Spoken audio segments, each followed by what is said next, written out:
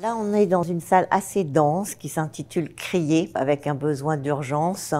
Derrière moi, Betty Sarr, qui est une artiste noire américaine de 93-94 ans. On a voulu proposer une sorte de mini-rétrospective avec des œuvres de 65 jusqu'à aujourd'hui. Et elle fait un travail avec des objets trouvés, un espèce de tutti-frutti qui crée des espèces d'objets étranges qui évoquent une sorte de futur, une sorte d'imaginaire, une sorte de présence pas religieuse, mais des sortes de choses sacrées en repositionnant son histoire.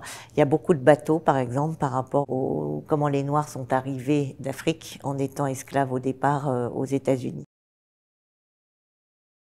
On l'a mis en discussion avec un autre artiste californien qui s'appelle Lynn Fuchs, à peu près le même âge, avec une position très politique, très anti-capitalisme américain tout court, qui fait un travail très original dans la manière de peindre puisqu'il utilise aussi des objets dits trouvés. Il se peint beaucoup lui-même, c'est son visage désespéré par rapport à la situation du capitalisme. La présence de Disney était à la limite du fascisme, enfin tout à fait extrême droite et pro-blanc dans l'histoire des États-Unis et qui parle d'un entertainment qui abêtit les gens plutôt que de les rendre plus vivants.